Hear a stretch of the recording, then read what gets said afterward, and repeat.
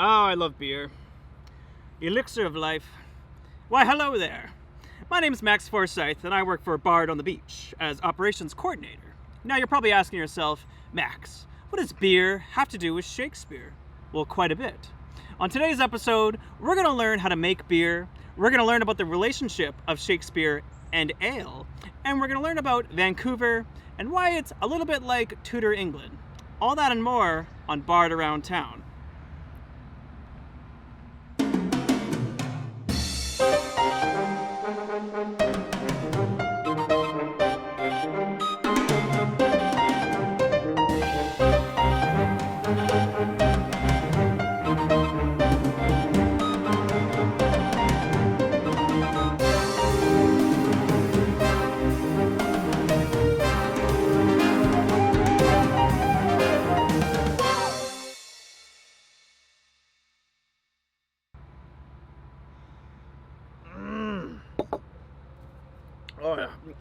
Yeah, let's go. What does Shakespeare have to do with beer? Well, quite a bit. In Shakespeare's London, everyone drank ale, which was a lot like medieval beer, except for one ingredient. It had water, it had fermented yeast, and it had grains, but it didn't have hops. And we'll find out later just what hops add to beer. In Shakespeare's London, everyone drank ale because, well, the water sanitation was awful. So they drank ale for nutrition as well as hydration. So, where did people keep themselves hydrated? Well, at the alehouse. The alehouse served as the center of the community. It's where people came to share ideas, be amongst good company, and to celebrate. The alehouse was the epicenter of Tudor life. The reason why the alehouse was the social center, well, it's because of the Catholic Church. When Henry VIII and his successors led the Protestant Reformation in England, the Catholic Church, which was the social center of the community, was abolished. So people turned to the alehouse to get together. Now, not everyone loved the fact that the alehouse was the center of the community. Our old friends, the Puritans, didn't quite like it. No, they thought the alehouse was just as bad for society as the theatre was. Oh, those Puritans. Everyone loved the alehouse, including travelers from faraway places. They would come there to rest their feet, have some food, and drink some beer. Now, we're going to learn how to make some beer, and we got some traveling to do of our own. We're going to Worcester Brewery, and we got some land to cover. Yeah.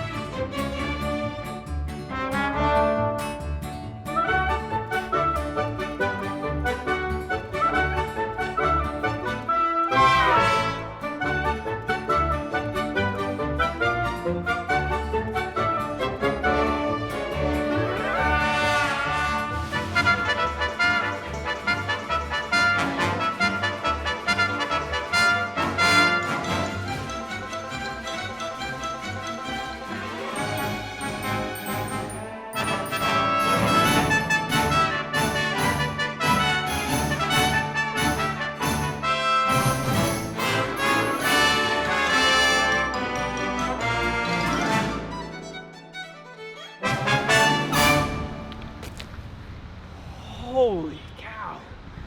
Whew. Oh, it was quite the ride. But, well, hey there. We made it. Whistler Brewing. Now let's find out how beer is made and talk to some of the fine folks at Whistler Brewing. Come on.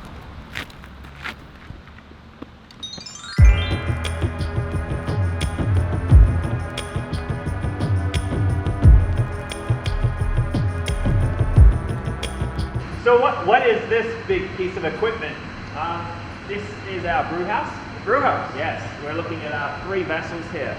This one is a kettle for boiling. This here is our mash tun. Ah, the mash tun. From here down is our hot water tank. Okay. Yeah. What's going on in here? What are these? We're sparging at the moment. This is the Sparging. process of rinsing the grains of all their available sugars, all their available colours, and that's being taken across with gravity to our kettle. Okay, so it goes from here to there. Yeah. So the heat up and mashing process I was talking about earlier, the first drops of liquid that come out of there are around 20% sugar, 21, 22% The sugar's creating the alcohol. Right? That'll make quite a strong beer. That'll go to a good close to 10% beer. Yeah, so we need to rinse that down to get all the other sugars that are still in that malt across to the kettle. So we dilute until we get to around 11, 12, 13% sugar. Yeah. And that equates to 5% beer. This is a heat exchanger. And it very much like a car radiator, but instead of air flowing through it, has cold town water flowing through it and hot wort, it's called now. And that makes its way over to the tanks. Once the fermentation is finished, we cool it down. That puts all the yeast into a dormant state, everything drops, and that goes into its aging stage. Then we can take from here, above, where all the chaff and yeast are settled to. What beer is being made in This is here? our hazy. Oh, you're hazy. Oh, okay. What happens if you don't include the hops? What do you think that would taste like, the ale without the hops? This day and age, pretty boring. Yeah. This, of course, it's not going to have the bitterness. Yeah. It's not going to have the flavour that we associate with beer today. And it'll probably be all around a bit sweeter. Bitterness can hide some sweetness of the beer. Mm.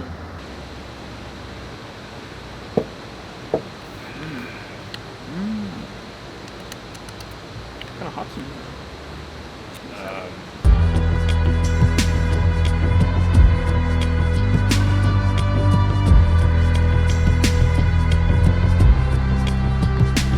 Oh, that's a strong yeast.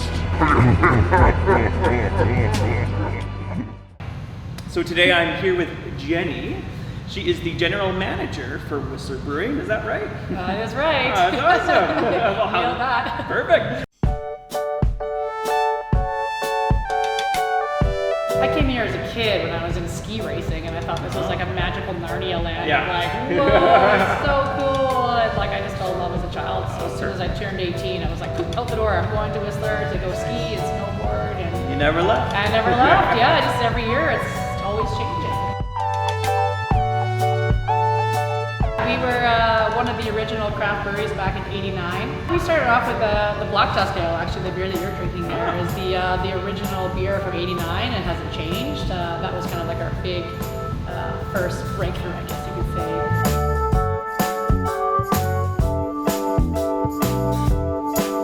I hate to say it, but lager for me is like the thirst quenching one. It's like, if you're doing biking or you're hiking or you're just like, I'm so tired, because I like to do a big hike and then the beer at the top, it's always like lager is that thirst quenching, like classic, pound that back. Okay, now I feel great.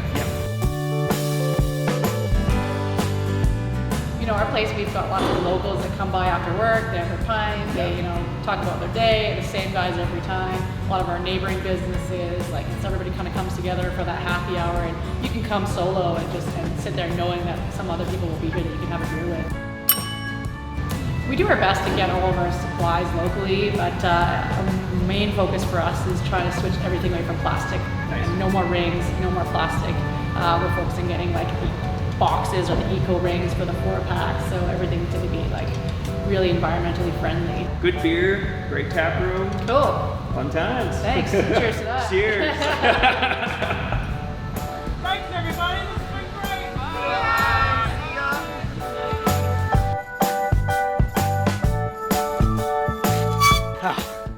great. Easier coming downhill. We're back here in Vancouver. Let's explore how Vancouver is a little bit like Tudor England with its alehouses. Come on. You hear that? That's the pulsating creak of Brewery Creek. You see, in the 1890s, Vancouver went through its first craft beer boom. Oh, go ahead. Thank you. You're welcome.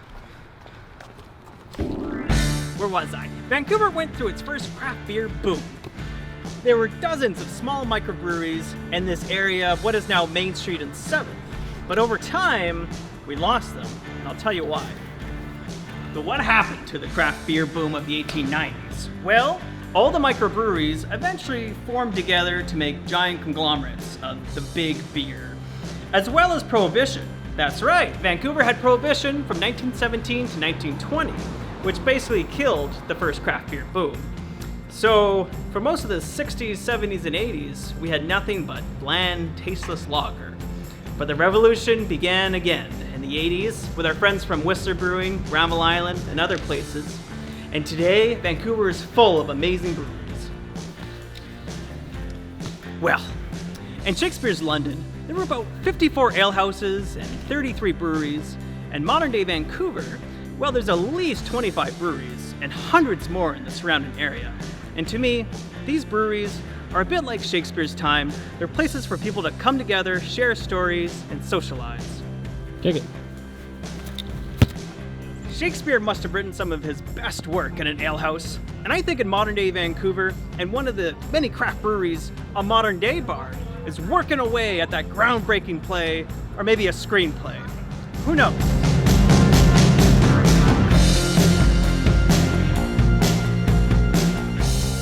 Well, that's all I have for you today. Thank you so much for watching Bard Around Town. Please like and subscribe for more videos and to see other content from Bard on the Beach. And I'd really like to thank our sponsors at Whistler Brewing for letting us come to their beautiful facility, having some great beer, and being in some great company. Thank you so much, and we'll see you next time on Bard Around Town.